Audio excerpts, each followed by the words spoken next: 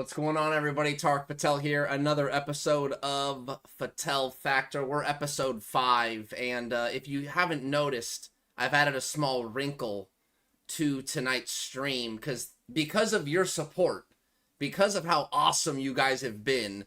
It really has been fun to engage with you guys, and man, what a fun thing it's been. And so I feel like it's necessary to put on, I'm sorry, I'm a little distracted, but point is I got this little counter up because I think we are creeping up to 1,000 subscribers. So in just 4 episodes, now a 5th episode, we're close to 800, but the goal is 1,000 right now. So that's all because of you guys. We've got some stuff for you today.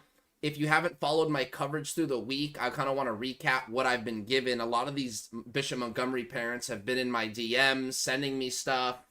I've got an update on the Money Man, who, Aaron, I think you can hear me, and we'll get you on in a second, but the Money Man, man, some of his bets that he put out there on the internet, like some of the things that he put out on Twitter to bet, like he said on the stream, Tulsa, that lost.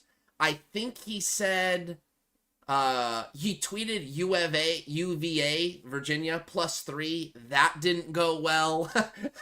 So I was actually getting texts over the weekend like, yo, this Money Man doesn't know, like cuss words. I don't want to cuss on the stream, but like, he doesn't know, what, this guy doesn't know what he's talking about. All he does is, give losers, so I'm sure he did fine, but it was funny. The locks that he publicized, I don't think did very well, which I think is kind of funny. So, but yeah, appreciate you guys joining. Looks like there's a couple people in the chat already. And these numbers will grow as we go along. I think tonight the plan's to go a little bit tighter, maybe about an hour. We got the end of the Monday Night Football game on. I got it right here. 4 to go, and the Vikings are up 20-17. I actually have Aaron Jones on my fantasy, and he just caught a touchdown pass. Unless it got taken away or something. No, looks like it stood. So I'm sitting good fantasy-wise, so I'm happy because I needed that, and now I'm in the lead. So without further ado, I think we'll bring Aram on. But today, it's really about recapping what happened since last episode, talking a little Money Man. I got an update there. We will look into some of the Bishop Montgomery things and what I think might be coming down the pike here in the next day or two. And then we'll look at some football games for the weekend, which there's some big ones. There's some good ones, Modern Day, Corona Centennial. And I think, anyway, so maybe look at the rankings. I got Bosco at number 1 after what they did over the weekend. Thought I'd mix it up. So it well-deserved, victim of the moment per se. I always ask myself in the rankings, what have you done for me lately? But without further ado, we will bring Aram on. Of course, I got to cue the intro. Tarek, bro, we've been friends for a long time. Make the call.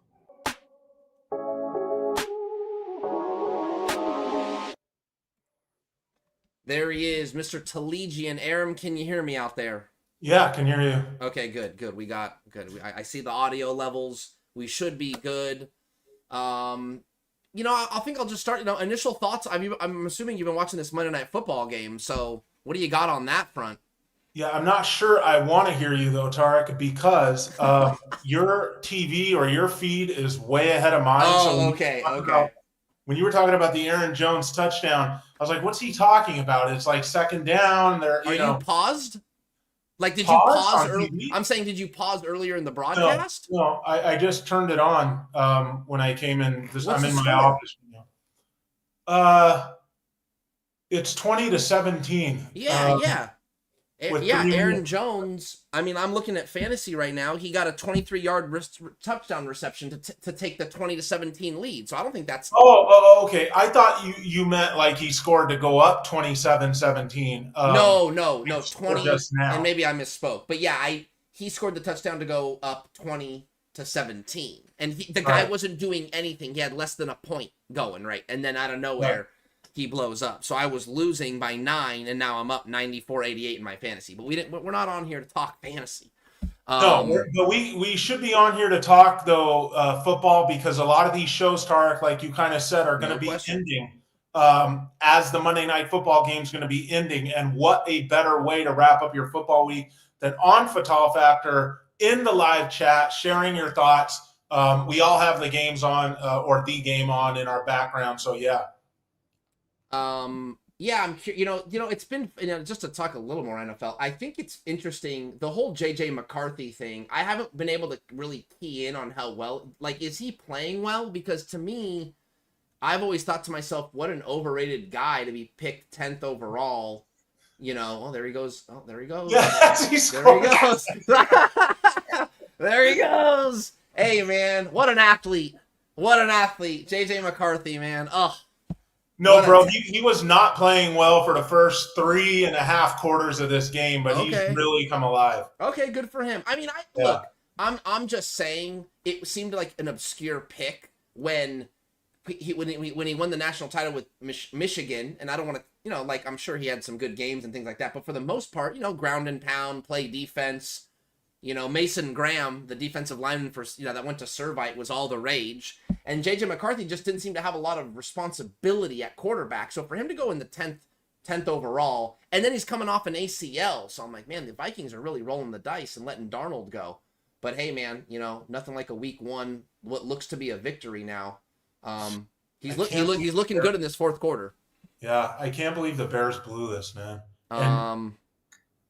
Okay, Go ahead. I was just going to tell you, I tweeted, join us in here, like, with hashtags MNF for Monday Night Football, hashtag Min Chicago, the team abbreviations, as a shameless way to try and get people in here off the hashtag.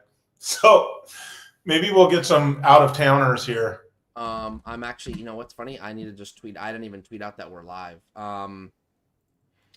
But Aram, from last week, just your initial thoughts. I mean, I'm telling you, I'll just retweet. I'm just gonna retweet you from last week's show, which went really, really well. And look, we've already got 2 new subscribers. I gotta give these shout outs, man, because I want this thing to grow.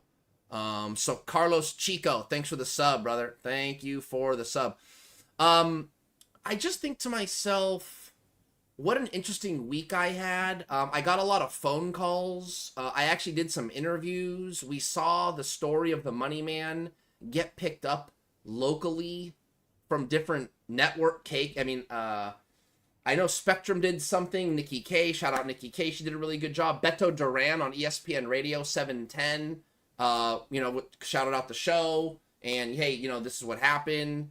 Petros and Money, they talked about it. And then NBC, as we saw, did a report on it. Not the greatest report. They didn't even mention the Money Man. They just kind of talked about football and how the season got canceled.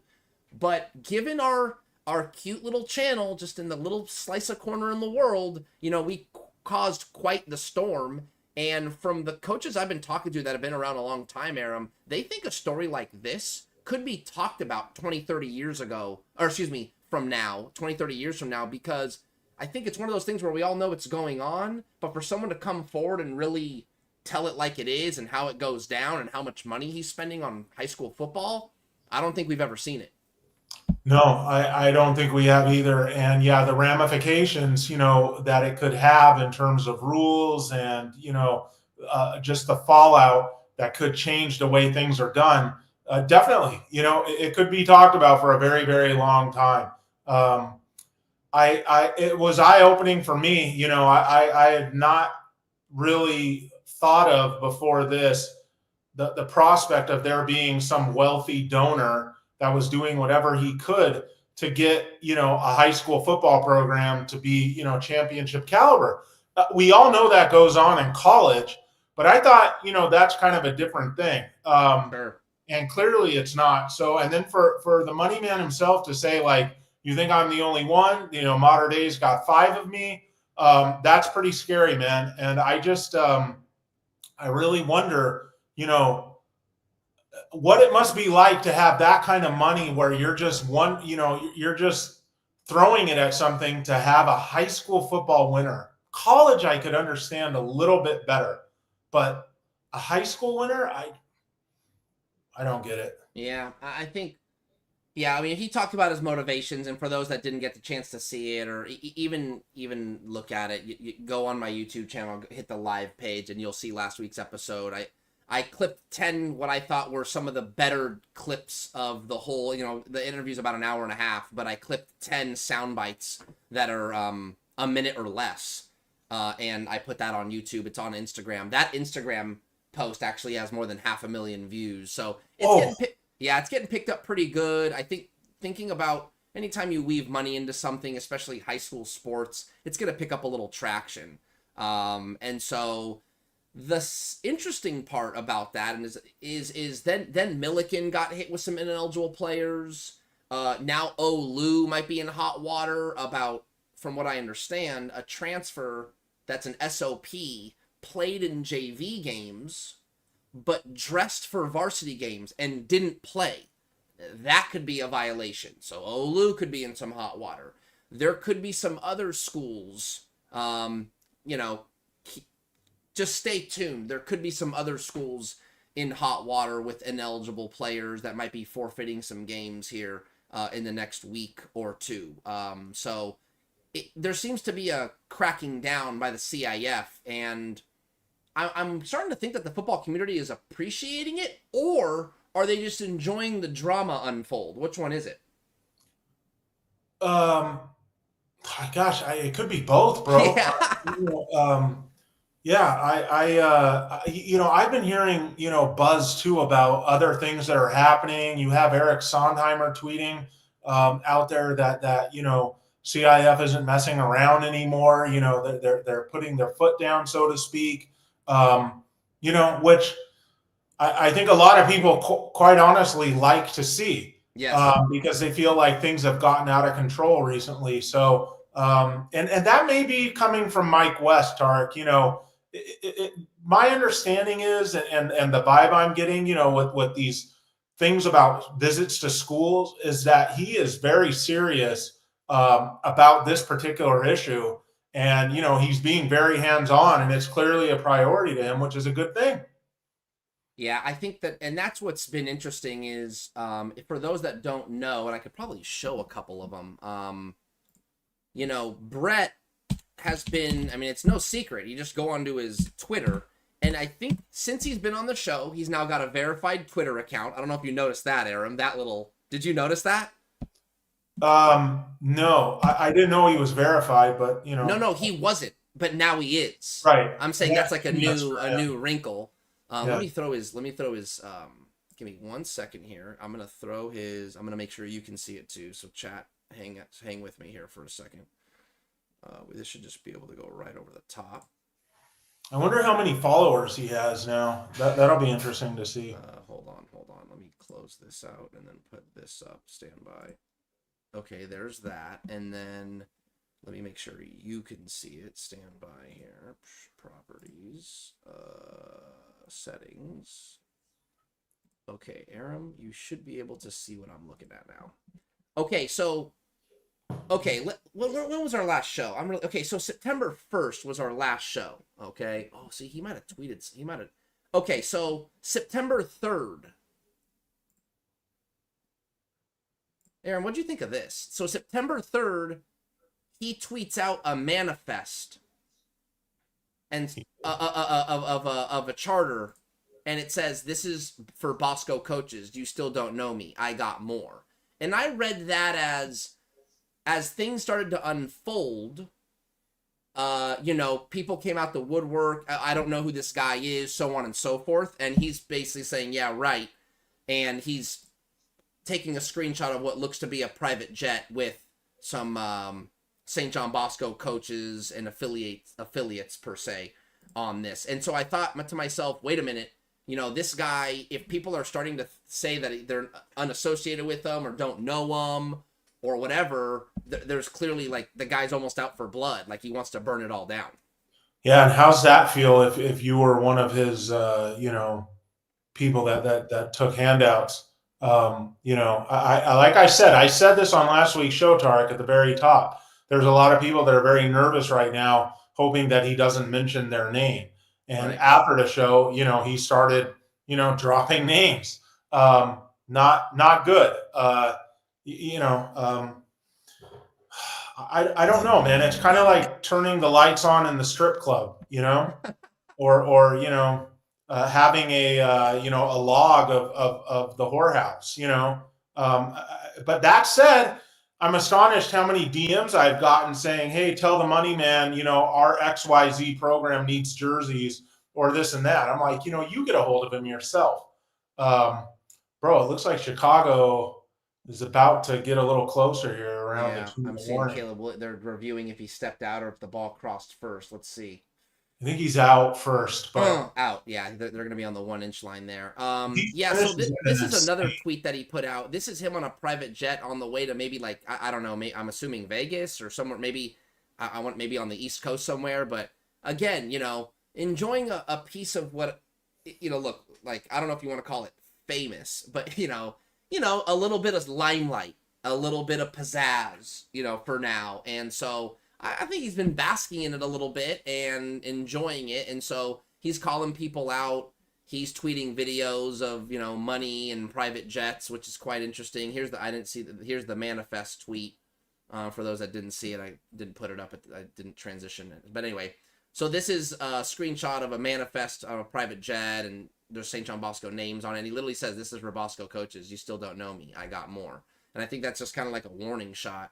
And then on a funner, I don't know if that's a word, on a more fun note, he tweeted out a bet, and I think a lot of people took this bet, Aram, because I was getting hit up all week about, hey, does Brett sell picks? Does he have a site? And I'm just like, I don't know. I'm not going to put you in touch with, I'm not going to do that. I don't want there to be any issues, and I'm not going to, but lo and behold, he tweets out U of A +3, and I don't think they covered. Is that Arizona? No, UVA, Virginia. Oh, Virginia. No, they didn't. They lost by 4. So I got like some texts, like some people went to the bank with that right there, after the interview, and I thought that was pretty funny. I bet them too. I didn't even know about that. I bet them too. And look what he tweeted here, September 6th, Tulsa to the moon. I don't think that hit either. Yeah. Look, if he's a winner and stuff like that, betting on football, more power to him. But I will just tell you, the legit pros don't tweet stuff like that. They don't talk about to the moon. They also don't flash their cash and do that kind of stuff. A lot of people do this for self-adulation, whether it be stock picks or sports picks or horse racing picks. They get just as much gratification out of cashing a ticket as they do being considered a savant by people. Now, personally, just give me the money. That's all I care about. That's the only way I keep score. And I don't care if anyone thinks I'm a winner or a loser. I just, want to have the money from the winning bet. But, gamblers, a lot of them have, big outspoken personalities, and that, that could be part of it. One other thing I want to add in regard to the Money Man, a small update that I think is worth mentioning that no one has seen before. So this is an update, again, not super juicy, but if anyone remembers the interview, remember Aram, he talked about how the CIF never contacted him, the archdiocese. Basically, he was like, hey, look, no one even ever contacted me to tell me to stay away. And if they would have, I would have stayed away. Do you remember that? Yeah. Yeah, and so the archdiocese finally reached out to him and sent him a letter, and so he sent that to me. So let me pop this bad boy up here. But stay away from what? I mean, he already said, I don't go to games. I'd rather sit at home. The only time that he went to a game is when someone offered him a free hot dog at the game, and that lured him. Right. No, I get it, but I just think it's more. I do think he had a point in regard to like, look, people are, I've been doing this for, it sounds about a decade. He said he got to Narbonne in 2015 or 16. So let's just call it 10 years. It didn't work at Narbonne. It didn't work at St. Bernard. It fell apart less than 8 months ago at Narbonne again. And then here he is at Bishop Montgomery, and he, kind of has a point. It's like, you'd think they would find me, or someone would, hey, stay away from this school. Don't come on campus. All that. CIF maybe, hey, we don't want you associating with our section. And he never got a letter like that. You'd think that would be like the basics. So I kind of see where he's coming from. But let me put this up here real quick. Yeah, so basically what Tarek's saying and is going to show you guys is a letter that, that he was sent that the Archdiocese looks like it's banning the money man from any Archdiocese schools. Yeah, and I'm not trying to look. I get it sounds kind of boring, but I do think it's interesting and worth noting. So let me throw this up here real quick, and then we'll press on a couple of things here. And by the way, the Bishop Montgomery football people, they had a rally today, a little bit of a march. I haven't seen any footage of it. Me either. I looked for it. Yeah, they met at Wendy's at 11:50 a.m. Somewhere near the campus, I guess.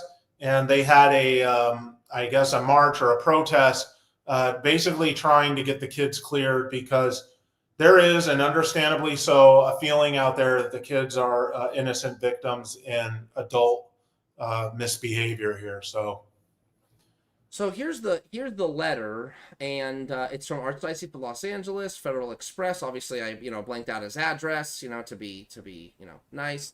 But yeah, Mr. Steigh is the General Counsel of the Roman Catholic Archdiocese of Los Angeles. I am writing to request that you cease and desist from engaging in any activities related to sports programs at the Catholic schools of the Archdiocese. I'm writing at this time specifically relating to the conduct under the bylaws of the CIF Southern Section. The athletic teams at our high schools are bound to the CIF bylaws, including Bylaw 510, which prohibits various conduct in connection with student athletes enrolling in or attending CIFSS member schools. Oh, look at this. I swear to God, I did not know this was in here. I didn't read the full thing yet.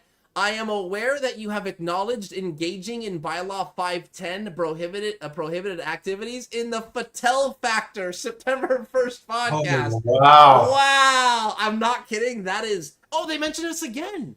The Archdiocese does not condone violations. CIFS bylaws at its high schools. Therefore, I'm hereby requesting that you cease and desist from undertaking any activities, whether or not covered by Bylaw 510 involving any sports programs at any Catholic school in the Archdiocese. This request is consistent with your statement on the Fattal Factor September 1st podcast that, upon request by the Archdiocese, you would stop engaging in such contact and, quote, follow all the rules. That is fantastic.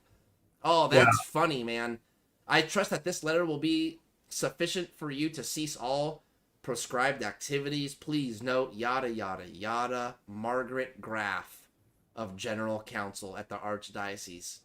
Fellas, hey, channel, we're moving on up, man. Come on. Right. Archdiocese shout-outs? That's fantastic. Yeah.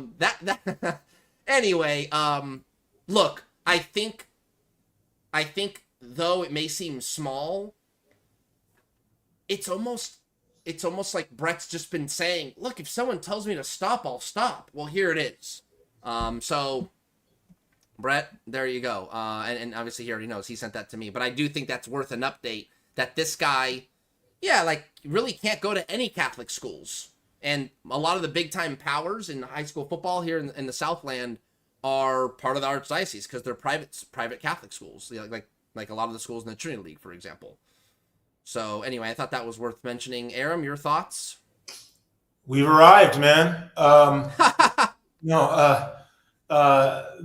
I should say on that note, anybody that's involved, with anything that is controversial or not controversial, that is good or bad or whatever. I don't want to speak for you, Tarek, but will very likely have a place on this show. And get a fair crack if they want it to, say their piece and stuff like that. So let it be known that, we want to be the main theater where all this stuff goes down and where people go to find out what's really going on and hear from people themselves. As far as the letter and the request, for him to stay away, not surprising. Right. A lot of damage was done here. This is embarrassing for the Archdiocese. It's embarrassing for Bishop Montgomery. It's embarrassing for their admin. You posted the video of that team meeting that the principal led. There's several elements there that I know, like a lot of people were just shaking their head at, myself included. Like when she asked, when she says, "Are you guys coaches? This meeting's for players and coaches only." Do you not know who's coaching your team? How would you not know what's a parent and what's a coach? Now, I get it. Maybe principals don't know every assistant on a coaching staff. But it just didn't seem good for a situation where we're all wondering, how did they not know? And then, there's coaches in the video, or a coach in the video, that had denied, especially even personally to me, we won't name names, that he was on the staff. And yet there he is in that meeting. Ridiculous. Just tell the truth and you'll be all right. Perfect segue. I feel like I'm going to roll the video. Is that cool with you, Aram? Yeah. Yeah, I think it's... So Aram's talking about... I got a video leaked. Aram got it too. We got leaked a video from the meeting with players on Tuesday when they decided, which is, the holiday was on a Monday, remember, and then admin met with the players in the locker room, and it's about a 4-minute video of the cancellation of the season and some of the conversations, and there is some talking, but from a coach, maybe an AD. And it's really interesting, but what Aram's alluding to is there's a pan to the back of the room, and there's some coaches that you see there, and again, we're not going to say names, but there's some coaches that, correct me if I'm wrong, Aram, said that they were not associated with the program, yet they're in that meeting. Is that correct? Said that they were not coaches, okay. Or a coach. But, there's several other examples than the video to kind of say that they were. Again, why lie about it? Here we go. Contact, evidence that multiple students transferred or changed schools to participate in a particular sports program at one school. And then 516 is financial aid, grants, scholarships given to students for athletic prowess. All of those are violations of the CIF bylaws. Now, are all of you coaches back there? This is supposed to be coaches and players meeting only. Yeah, appearances at 4 p.m. Thank you. Somebody else have a hand up? Question?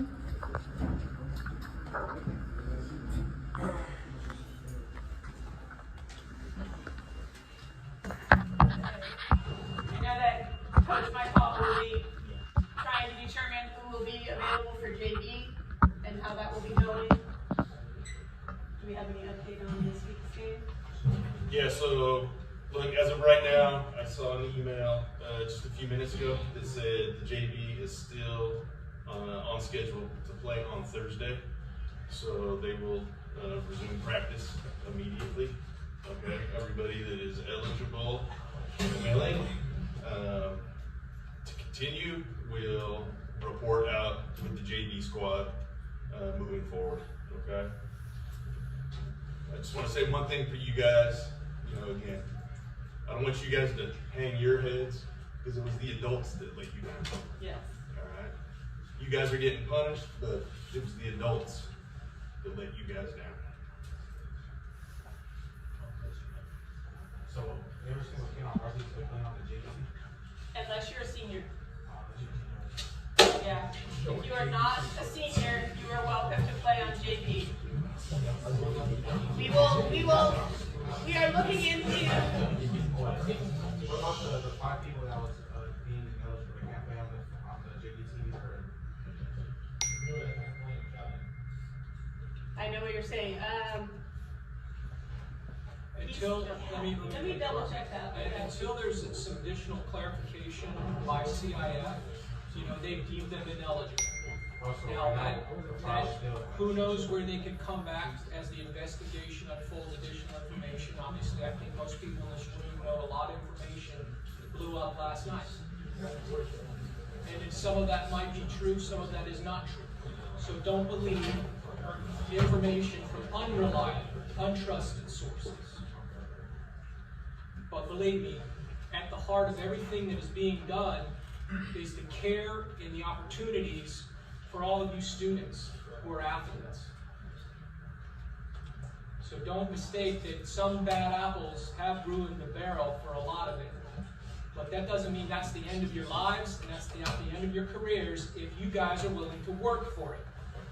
But in this life, despite what someone might say as a donor, no one's going to give you anything. you need to expect that you're going to get what you get because you earn it. And because you can look at the mirror in the day, in the morning, and say, you know what? I'm on that field today, not because someone paid for me to go there, but because I worked hard and earned that right. And that's the message you guys ought to take from today. And you got to follow the rules. And I looked at the film from Hawaii. I didn't see you guys did a whole lot wrong. Just want to let you know that from an investigator, former FBI agent, myself standing here, you guys responded when they went on the field. When they yanked the helmet off, you backed up the player. And I saw some of you guys trying to get away from the problem, but at the same time, the teammates, your comrades being in danger, you stepped up. So don't let anybody hang your head. You know when you do something wrong, and you know when you do something right.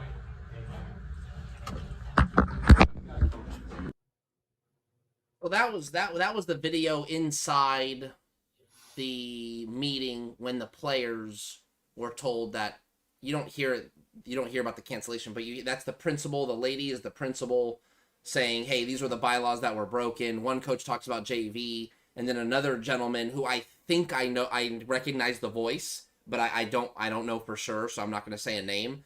But he comes in and says that he's a former agent of some sort, and and I actually tend to agree with the point that he makes, where it's like, hey, your teammates were in trouble in that fight in Hawaii, and you ran to their aid. I can jive with that. When he kind of takes a jab at what we did that night, like credible sources and don't believe everything. I'm not so sure he even believes all that. I think he's just trying to make those kids feel good about themselves. I mean, it's like if he's talking about our show, dude, we didn't do anything, man. We just kind of gave the platform for the guy that had the strings on all of it. So I thought that was kind of interesting. But yeah, I think you're right, Aram. It's odd when you hear those admin, and especially the principal, kind of ask about the coaches in the back. And I want to try and give her the benefit of the doubt, like it was rhetorical, like, hey, are you guys all coaches? Kind of being almost sarcastic, knowing that maybe there's parents back there that need to get out the room and before the parent, because the parent meeting's next or whatever. But yeah, man, quite an interesting video. And a lot of people actually like that video. Actually, the Archdiocese reached out to me wanting me to take it down, saying that I was in violation of some ethical rule. And I'm like, hey, whoever you have a problem with is the person that recorded and leaked it. I have nothing to do with that. I didn't record it. I wasn't in the meeting. So that was an interesting interaction with the diocese. Yeah. So as a school, whoever is the president of the school has a responsibility to hire a competent principal. The principal has a responsibility to have a competent athletic department that hires a competent coach. And the coach has a responsibility to hire competent assistants to do things with integrity, because after all, this is a sport being played by kids. These are kids' lives and a very popular extracurricular activity taking place here. And if you do everything above board and just do your job and make sure that the right people are in place, none of this happens. But when those things aren't happening, and clearly that was not happening here, you have the result that you have. This is embarrassing for Bishop Montgomery, and for people to come, public and say that they had no idea about XYZ is just ridiculous to me. It's very disappointing, and it costs these kids. There's a lot of disappointment in that room. You're watching kids have their heart broken because every step of the way at this school, the right people were not in place, period. Adults doing this for a living. They're not the right people. Terrible. We have rules, dude. You know. For sure. And I think, yeah, I mean, I'm kind of caught in between. I don't know. I just kind of also think that this is the reality of life a little bit. Like, I mean, we've talked about this, is that other programs are doing this. And man, if anything gets caught up on any of those programs, I think the fallout of that will be much worse than Bishop Montgomery, because Bishop Montgomery is not known for its football. But if this happens to a Trinity League school or a Mission League school, for example, man, it would be a much bigger story. than this. Go ahead. Do you want to comment on that? I was going to say, hopefully you're about to roll with the Yes. the parents meeting, which I've is done that. what you're about to see from Tarek here is the fallout that comes from the meeting we just saw. This is the downstream consequences of the actions that adults, from the money man to the school president to the coach to the assistant coaches to the principal, you name it. This is the fallout. This is the end result that you will get from what they did. So this was just almost moments later, right? Admin coach meeting, now parent meeting. Here it is. Mr. Mike Hall will serve as interim head coach during this time of transition.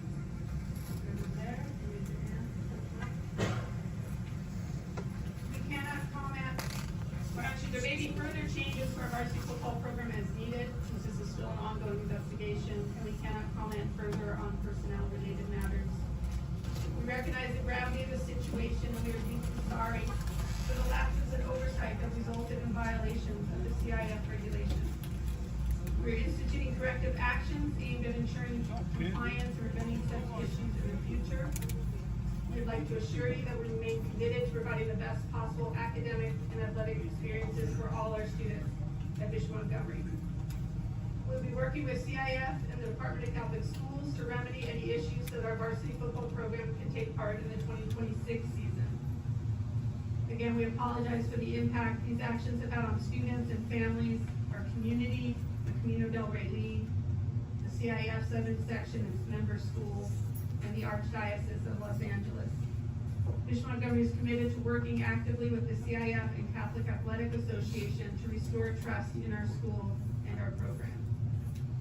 So one of the main points I want to share is that because we decided to investigate ourselves and self-report and self-impose sanctions, we felt that was better. If the CIF had been allowed to do so, the sanctions would have been much worse. We could have lost all sports for the year at Bishop Montgomery, all levels and all sports. So I know this affecting the students, especially our senior students, is what hits us the hardest.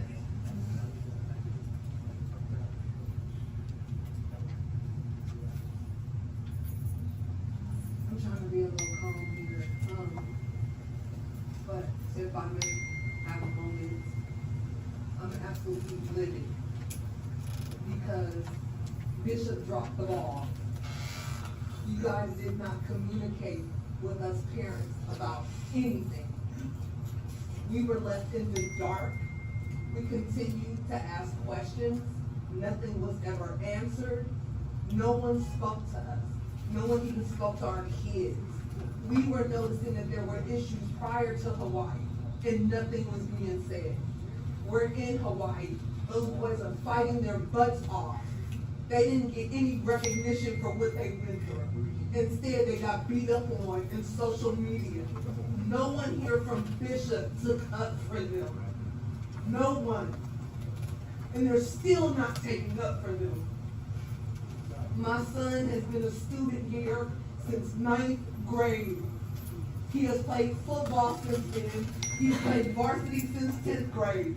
This is his senior year, and it's all washed away. What does he get for that? A scholar student at that. What does he or anyone else's son get for that? You guys did absolutely nothing. I love this school, but I hate the way you guys handle these boys. I also don't like the way that you guys told them before telling us. Again, we're having to hear things. Again, we're having to find out. Everything that you just said to us in your note, we knew. We found out already amongst ourselves. I have friends that are referees. He told me the games were already canceled and the season was gone before you did. You guys don't, because he's a ref, they cancel the games. They talk, everybody talks. Everybody talks. I know of the majority of the things that you said before you just said them. But what I want to hear. Okay, so hold on. Bring us back. There we go.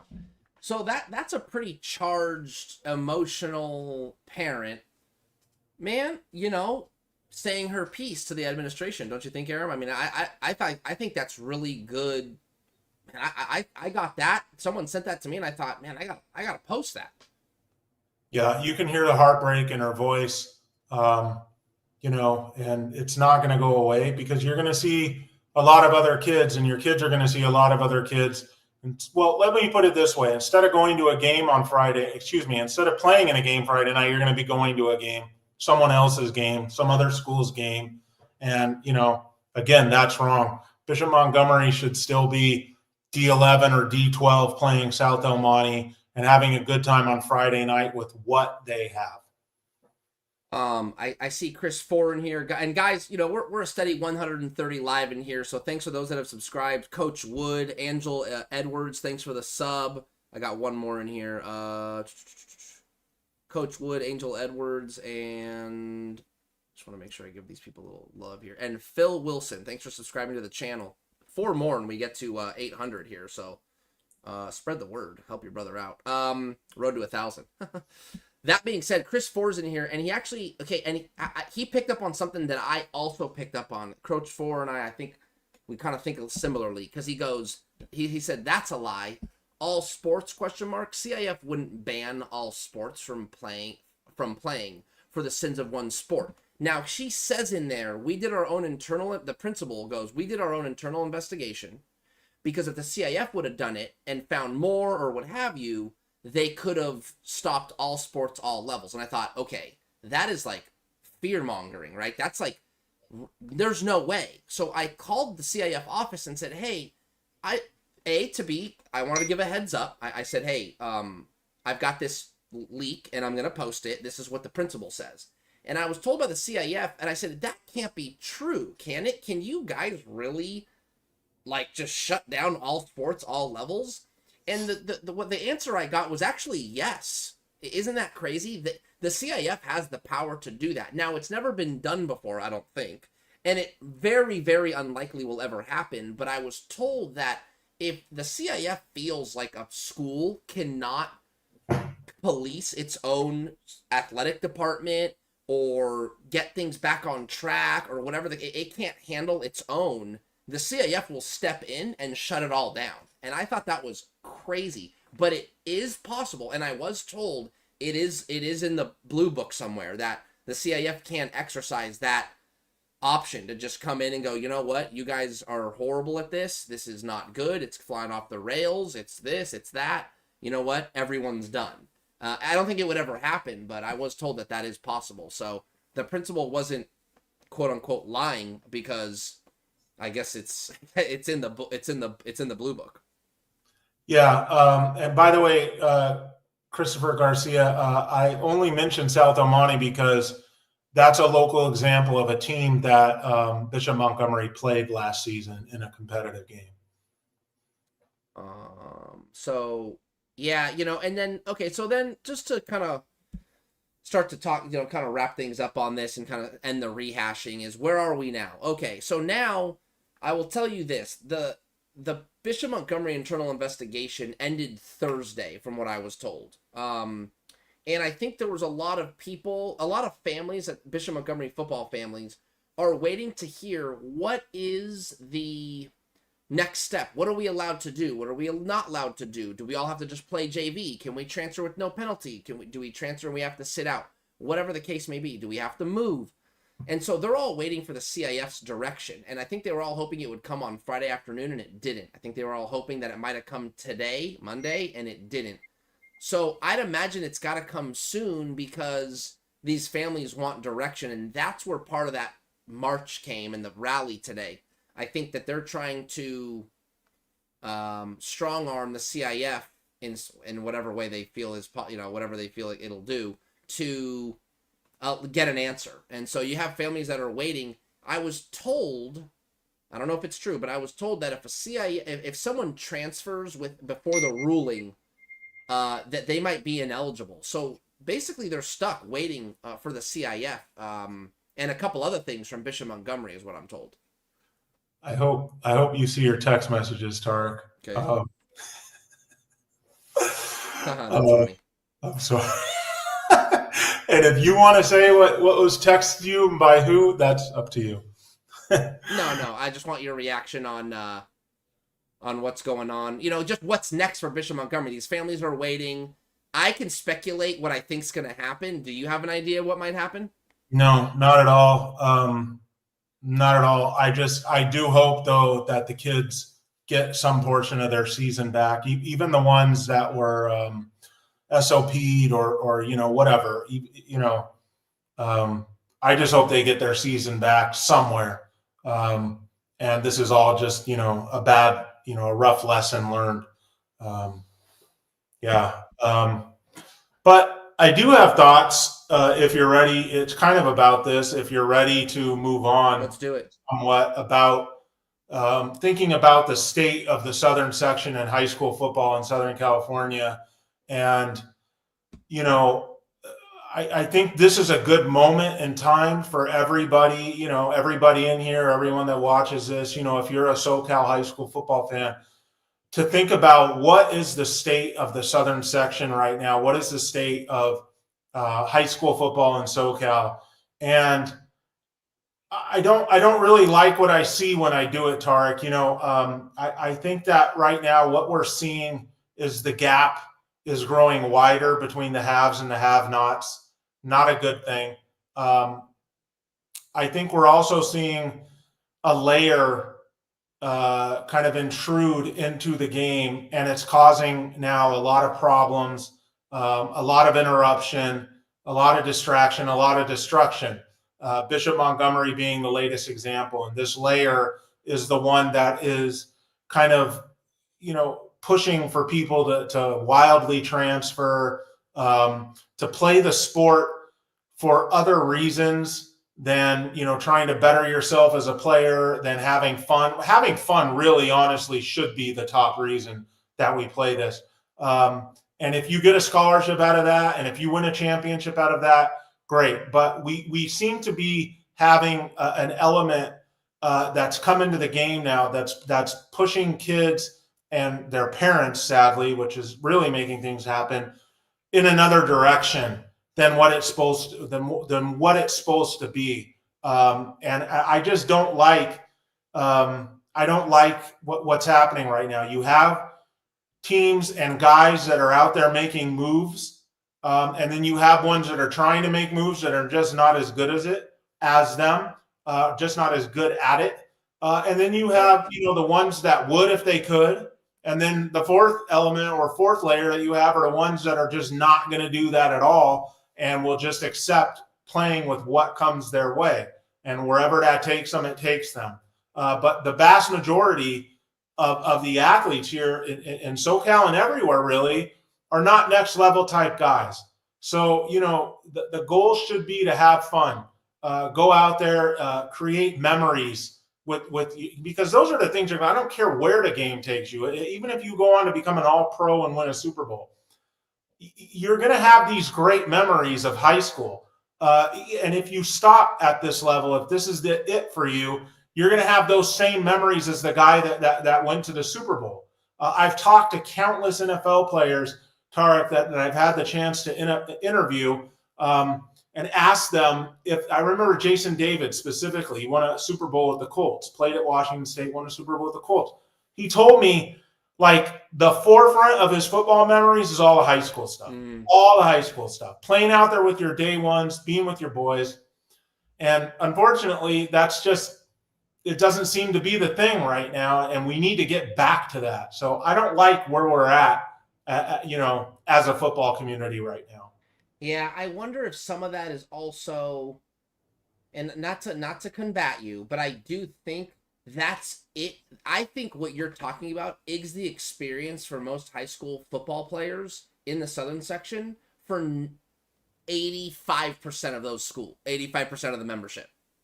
I really do. I think that a majority of schools, public, small privates, they are having fun. They're competing. Okay, you get a couple transfers here and there, but it's only that top 15, maybe 20% at the most, and those are the ones that are getting the most covered because they got the most recruits, they got the big rankings and players, and the coaches are getting paid well, and there's money involved.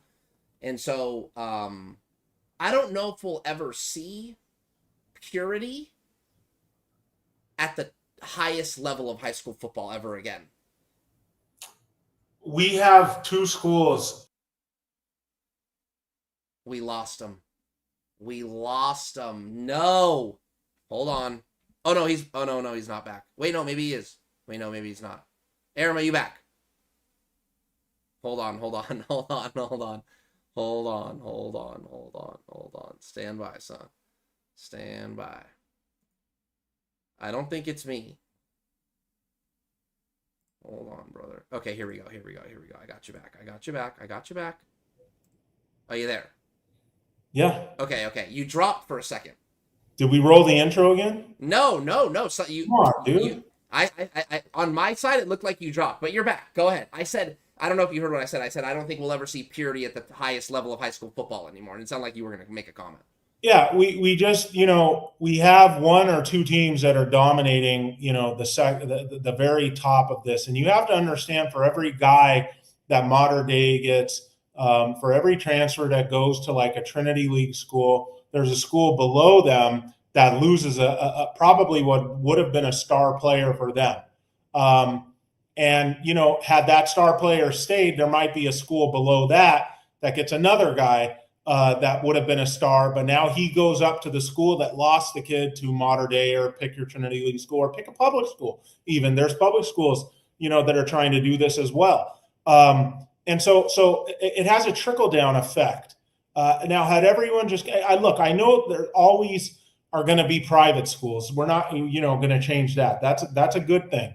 And if people prefer that education and that experience, go do it to it. But Mater Dei was never this elite. St. John Bosco was never this elite. Sierra Canyon was never even around. Yeah. Now they're another thing. We became an arms race. Yes, it did. And Tarek, look at your own area. Own area. Oh, that's Sierra Canyon dominates the San Fernando Valley now. What is the rest of your area? Yeah, I say your area. You're all of SoCal, obviously. Right. No, you're talking about like my neck of the woods, and you're right. It's funny. It's funny. You bring up a really good memory. When Jimmy Clausen, when Casey Clausen had it rolling at Alameda, they went to the Division II final against Orange Lutheran. It was that year. And everyone in the Valley wanted to see Alameda play Sierra Canyon. And the Sierra Canyon wasn't in the Mission League yet. Not yet, when this Alameda team was at its peak. And I'll never forget going to Casey Clausen and going, man, you guys are so good. Do you think you can go and beat Bosco and Mater Dei? And Casey looks at me and he goes, you could put my team and the Sierra Canyon team together. I don't think we'd go down there and beat them. Fast forward to Sierra Canyon in 2025, and I think to an aspect, what you're alluding to is Sierra Canyon now has all the talent, the top talent in the valley per se, and it's evident because there's a huge gap between one, Sierra Canyon, and who I've got right now, number 2 is I think Valencia still, even after they lost to Bishop Montgomery. Because they beat Chaminade. I got Notre Dame at 3. And that's what's interesting about Notre Dame real quick. They played Downey to the final seconds. And Downey's 3-0, 4-0. Pretty solid team. And they're gonna play Sierra Canyon this week. And Sierra Canyon's got 3 shutouts in a row. They haven't let up a point. So it's funny that you bring that up, because I think about that little soundbite from Casey talking about how, put Alameda and Sierra Canyon together. I still don't think we can go down there and beat them. And actually, I think that's what Sierra Canyon has right now, is as much talent as they could possibly get. And boy, do they look good, man. And then right off the heels of Mater Dei not looking so great against Kahuku, only winning 21-18, and then St. John Bosco, solid win. St. Francis is no joke.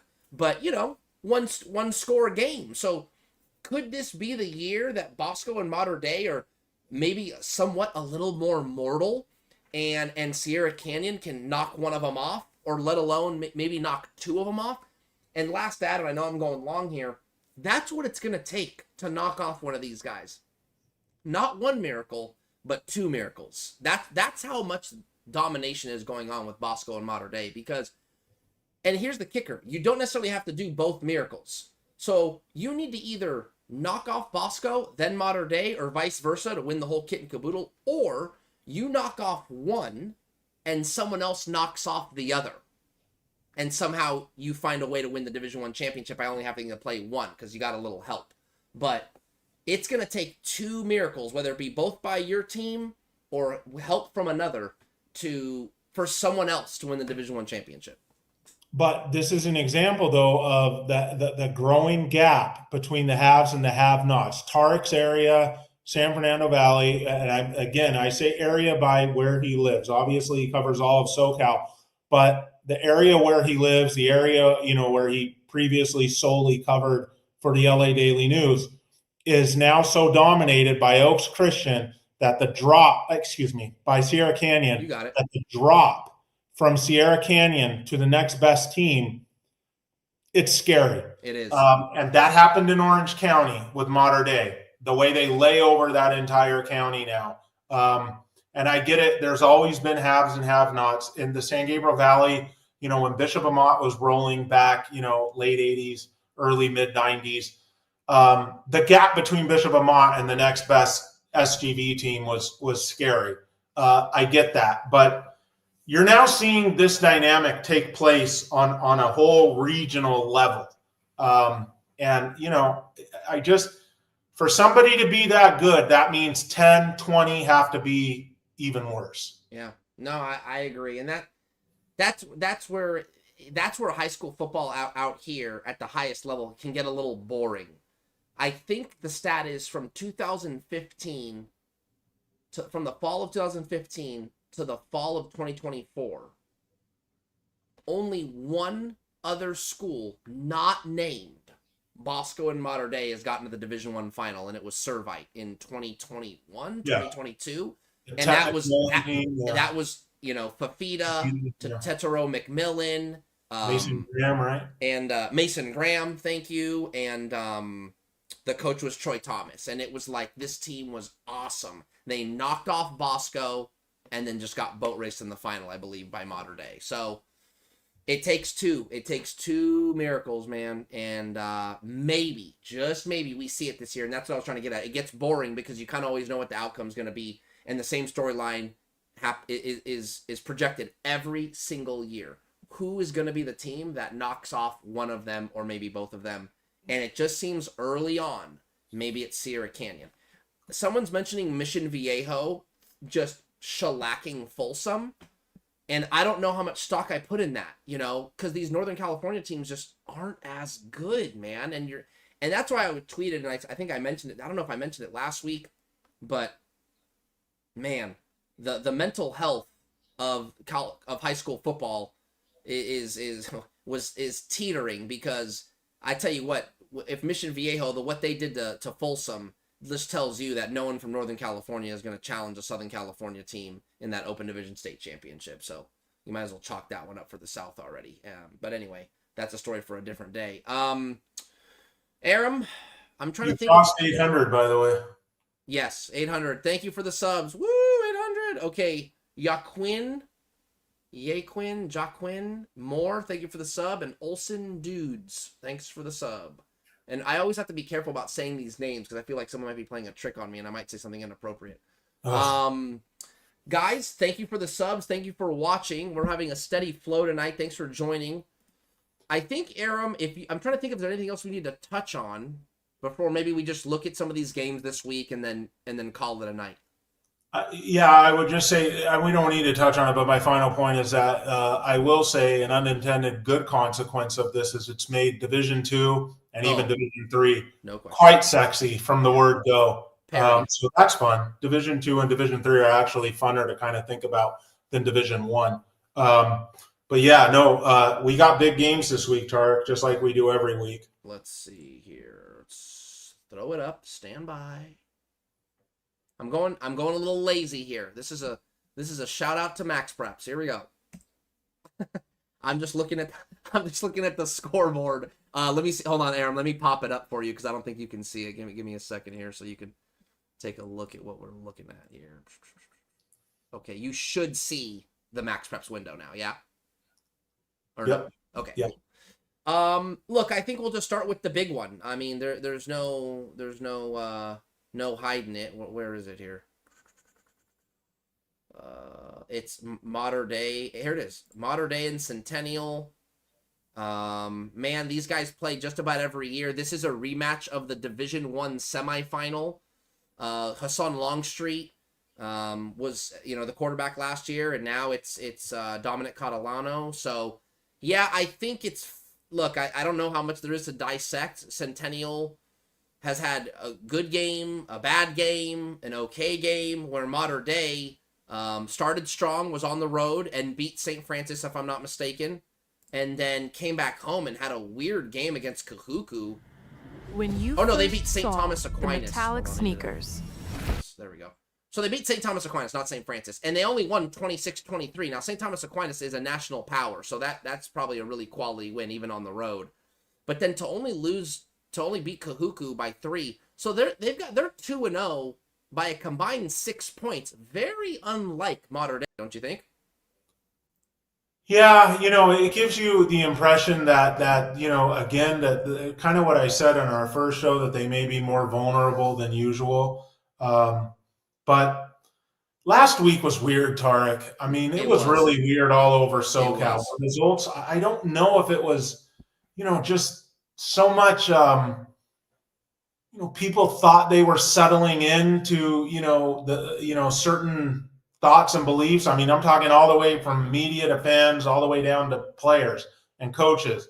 And we just got like a right hook across the face. So, I don't know. I don't put much into it. That said, I don't think Corona Centennial has much of a chance in this game. So here's what's interesting, and I want to dig a little bit deeper on this. So here we go.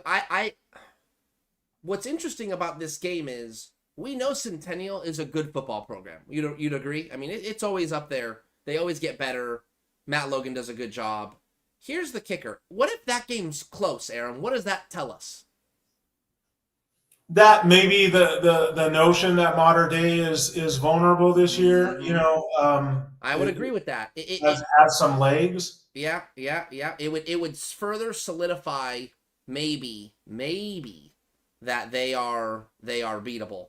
And that's not a knock on Centennial, but clearly Centennial has shown they're, I mean, look, they beat Servite 42-14, and then they lost to Santa Margarita in overtime. I mean, that's a quality loss.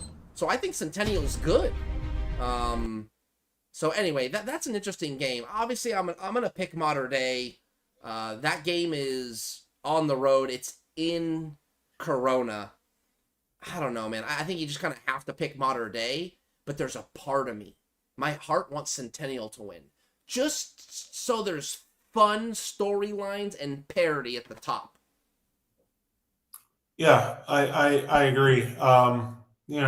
We'll see. Bro, I thought you were going to say that Damien and Tustin was the game of the week. Well, that lost its luster because Tustin dropped a 21-point lead. I mean, we can talk about it real quick if you want. I mean, you were just being funny. Yeah, but I do find that game super compelling. No, it is. It's going to be an interesting game. Is Tustin now? Have they woken up now from that loss? And they're going to stick it to Damien. Damien is clearly a good football team, man. That win over Jay Sarah was impressive to me. So, I mean, let's pick winners in this one. You know what? I'll go. This game's at Damien. Yeah. Yeah, give me the Spartans. Yeah, I picked Tustin earlier on this. Okay. I love it. Okay. I think that was a little bit of a wake-up call for them. But if there is a door that's open for Damien, it's this. Tustin's QB play, you heard our guy Mike talking about it on Friday night in Spaces. Tustin's QB play, the kid's a sophomore. He's very talented, but, he's still a sophomore.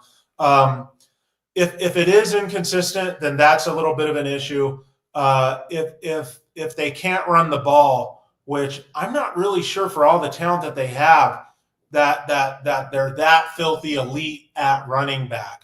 And so if they can't run the ball, that may open the door for Damien to be in this game. But the flip side is Damien's athletes are now going to be matched athlete for athlete.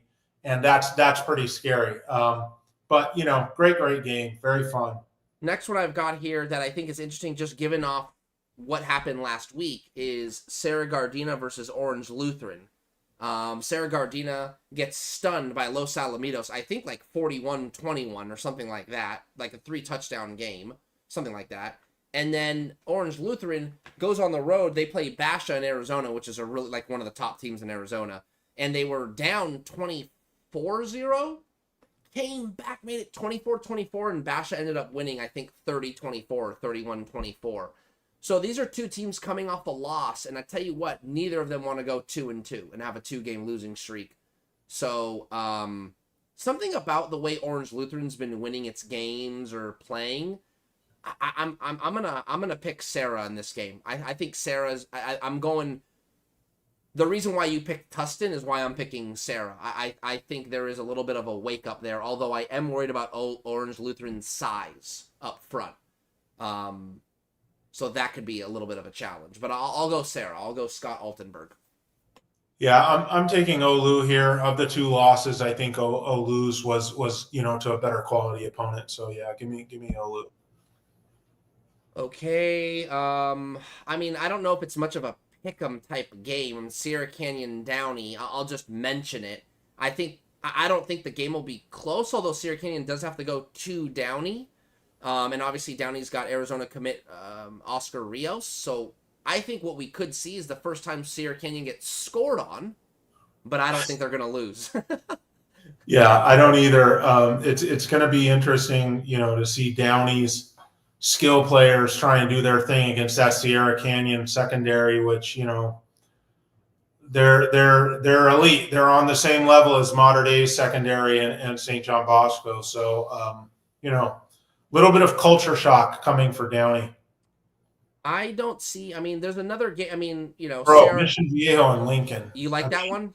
Oh my God, yeah. Lincoln is insanely talented, and obviously Mission Viejo, is Mission Viejo. That's like a game I gotta see somehow on YouTube. It'll be on NFHS. Yeah. By the way, I've been hearing things about NFHS kind of being hit and miss this year, or. I mean, they're always kind of hit and miss, but I will say what makes NFHS, I think the back end, what makes NFHS a little bit more appealing now and a little more accessible, I think, is remember they're all owned by the same company now, PlayOn. So PlayOn Sports owns Max Preps and NFHS. So their game of the week is an NFHS broadcast on Max Preps. So I think you can just watch it for free. Remember in week 1, you mentioned that a game had like 25,000 views or something like that? That's because you were able to literally just go to maxpreps.com and watch the game on Max Preps. And that's because they're teammates now. So I don't know for those that don't know, and Aaron, maybe you didn't know that, but yeah, they're all under the same umbrella. So I think NFHS, you're going to be able to see a few more games at a high level in production-wise, because if Max Preps deems the game, what's the word? Broadcastable. It's a horrible word, but it could be on Max Preps. Now, I don't know if they do more than one at a time or multiple. Obviously, NFHS, they've got everything. But when it comes to Max Preps, like I watched Bosco versus St. Francis Academy on Max Preps, and it was a really nice production, man. Good. The talent was good. The cameras were good. The graphics were good. They had some good B-roll segments. It was the halftime. I mean, it was really, really nice. No, not talking about production value or anything like that. I'm talking about like login and shared logins and stuff like that. Well, yeah, maybe they're cracking down on that stuff. Yeah, I mean, I've been hearing people have been having issues. Tarek, I think I was using your NFHS login, a season or two ago, and I was using our guy Mike's a season or two ago, and I get like a token. Before that, though. Yeah, that's what I'm saying. So that's probably why it just doesn't even work anymore, because I don't even use that account. Well, even back then, it was like funny. Like Matt B would get on there and he would boot me out of my games. Yeah. Well, they're not going to let two people from two different IP addresses watch. I mean, you at least I know you get, you make it sound like it should be allowed. I mean, But he was coaching a game at the time. Oh, that's interesting. Well, maybe so. Well, my guess is you weren't the only one that he gave the login to. Mike, no, I wasn't. So there you go. So I would be like texting him, like, Matt B, get out of here, man. Get off NFHS. I'm trying to see this game. I'm not on there. Yeah, okay. And so that's just not. I mean, I think you like high school football enough. You wouldn't pay for it. It's $15 a month. No. I won't pay to be verified either, unless I've got money. Yeah, no. Listen, we're gonna work on this show getting sponsored. Yeah, and then that'll take care of your NFHS membership. So yeah, if anyone's we're looking for a sponsor. It's getting like that. 500,000 views on clips on Instagram. That's all up for grabs, ladies and gents. So if there's anybody out there that wants to sponsor this show, I'm shameless plug.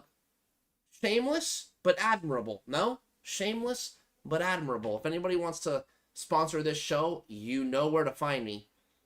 We are absolutely interested and would love to promote the show, or promote whatever sponsor would step forward, because I think this show has a ton of reach, and there's no better indicator of that reach than Monday's episode when we had the interview and all the local networks are picking it up.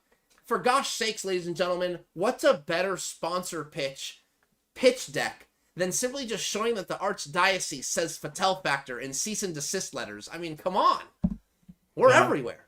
It has to be acknowledged now. And I think come to us now before you're going to come to us later. Yeah, there could be some truth. The price will probably go up, Tarek, but that's up to you. Real quick, do we want to pick a winner here for Mission Viejo Lincoln?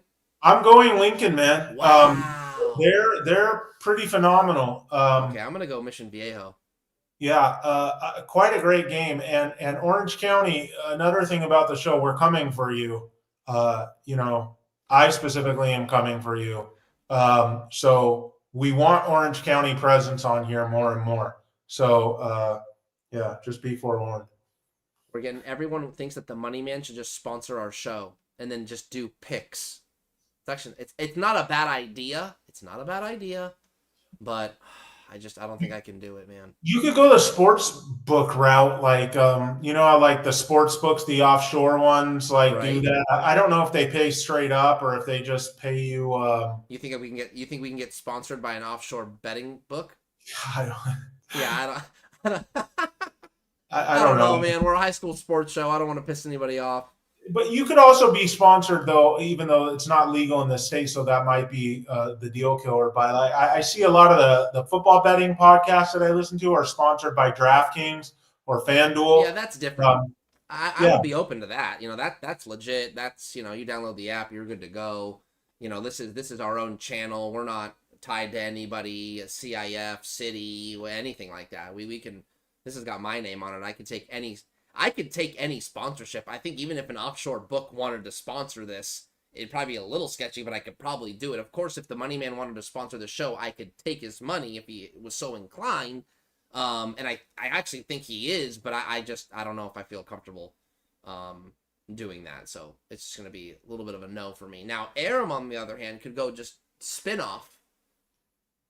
But no, I'm not going to go spin off. The Fattal Factor turned into the Aram attraction. Bam. No. Sponsorship. No? Okay. I'm here having fun with you, and you're my friend, and that's more important than. Of course. I'm teasing. Doing stuff with you, I really.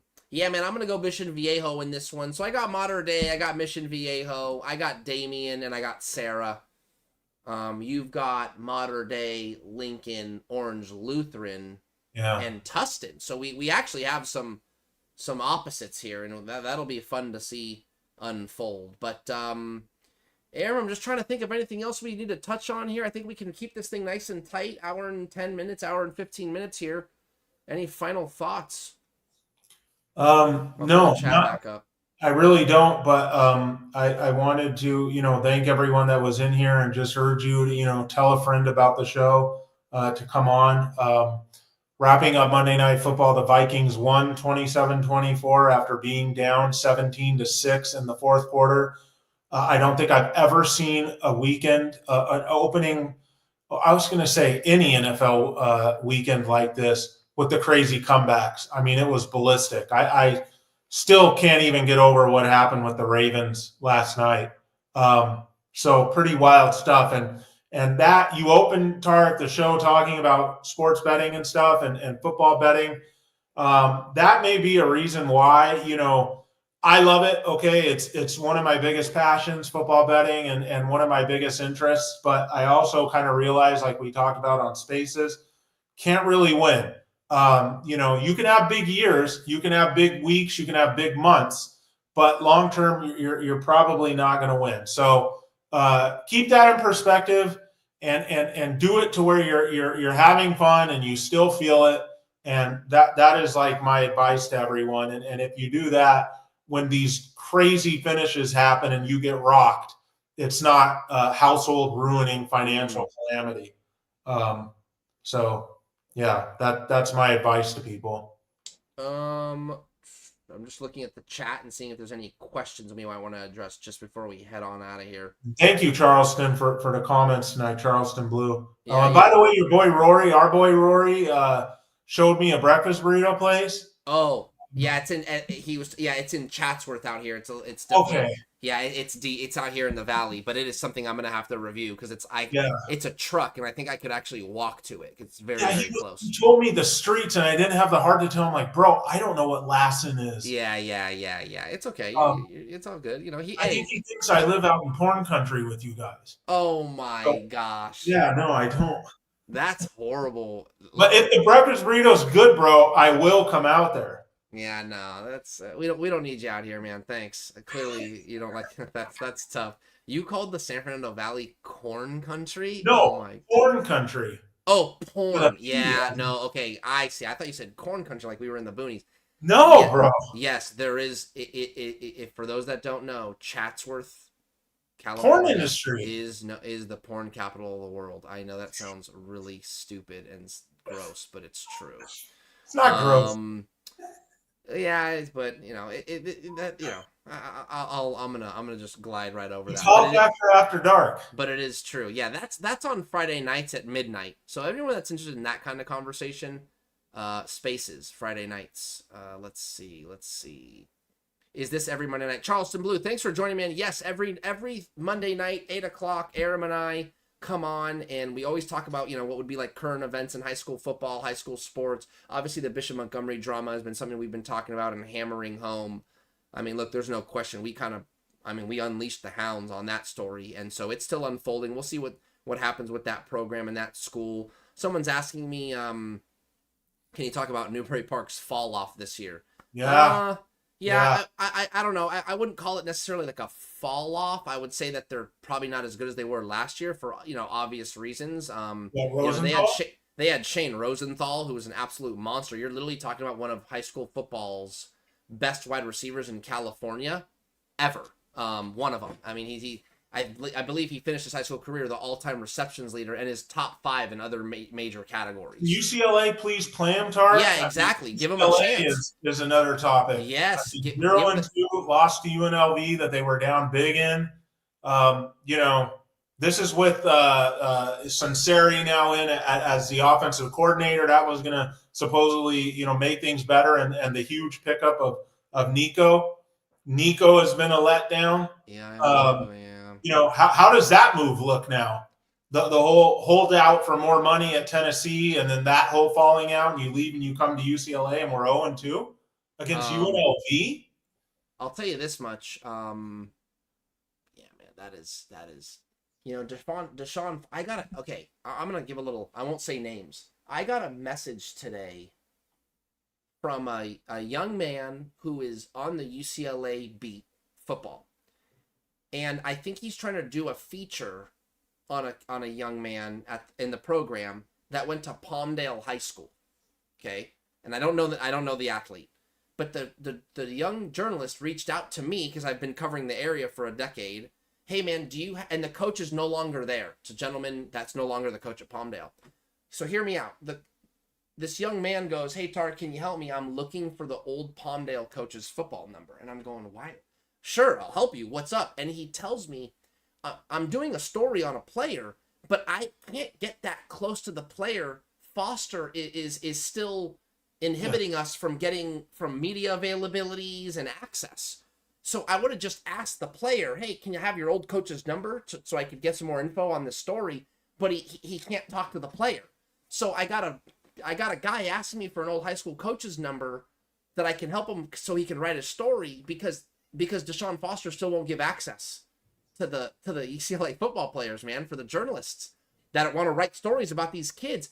Look, if you're not putting wins on the field and the media isn't going to talk about you winning, for gosh sakes, let these guys tell the story of some of these players that have good stories. And he's not even letting them do that.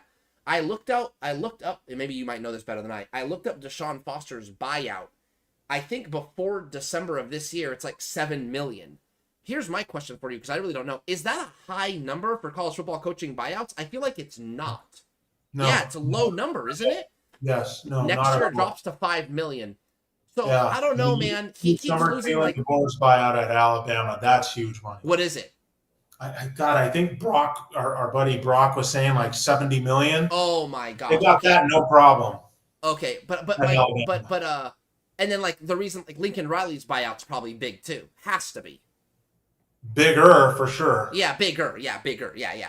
Point is I think $7 million, because in my mind I'm like, oh, $7 million for UCLA, like that shouldn't be a problem. So if they need to get rid of this guy, man, I actually do like Deshaun Foster, but man, there's just not a lot going on in that football team. And last year it was pretty bad, and they turned it around and ended up having a little bit of a decent season, and he got them to turn it around. But don't forget about Florida. That coach could be on his way out as well, Napier. So Florida, you're going to have like these monster job situations. I don't know who UCLA really thinks it's going to get unless it's going to throw huge money at them. So, you're talking about like John Gruden being the next Bama or Florida coach. It's like that level. Urban Meyer coming out of retirement, that level. And UCLA ain't going to be in anywhere in that ballpark. See, Steve Ramirez pretty much backing out. Yeah, after this season, his buyout drops to $5 million. Yeah.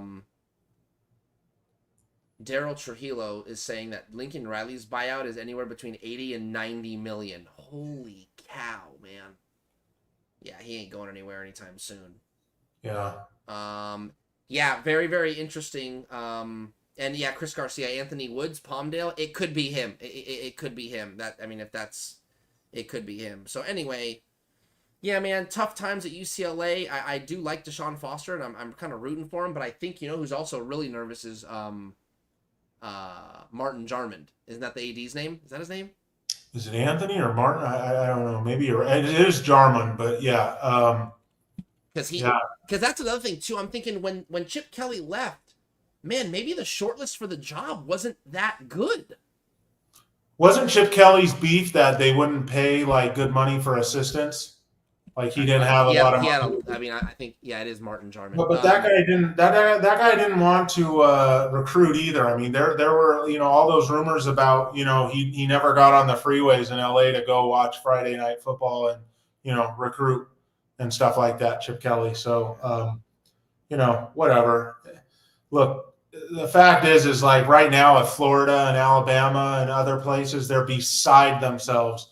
Like can't sleep at night. At UCLA, it's a 10-minute bitch fest for people, and then they're on about their business. It's just not the same stir. Yeah, but I agree with that. But man, I think at the very least, though expectations aren't very high at UCLA, but man, I would expect you got to be competitive. You're a Big Ten school now.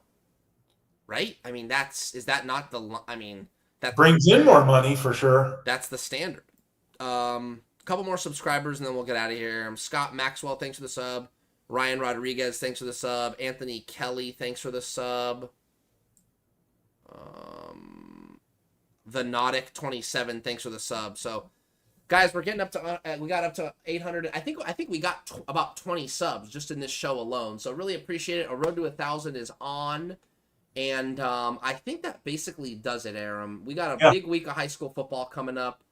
For those that don't know, but most of I think you do, high school football spaces every Friday night around 10 o'clock on Twitter. Aram hosts it, and it is a lot of fun. It is a lot of fun. We're in there for, you guys are in there for like, man, you guys go until like 1 o'clock in the morning. Yeah, I'm in there for at least an hour and a half, maybe 2 hours. Once in a blue moon, I'll stay in for spaces after dark, but it just depends on the topic.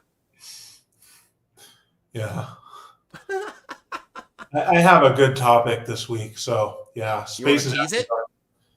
Um, Hey, you never know. I mean, There's 125 people in here. if you want me to, it's It's just up to you. I don't care. it's just the disappointment when you see a beautiful girl on Instagram and the link tree. You click on the link tree and it doesn't have that one link you're hoping it has. Got it. We'll just leave it right there. Okay, so more to come on Friday night Spaces, which would be the 12th here, guys, coming up. Centennial Mater Day is the big one. Lincoln Mission Viejo is the other big one. Guys, I think that's going to do it. Hey, thanks for tuning in. Thanks for all the love. Thanks for the subs. And thanks for watching Fattal Factor for Aram. Of course, you know I'm Tarek Fattal. We will see you next week. Enjoy your Friday night for week 3. Take care, guys.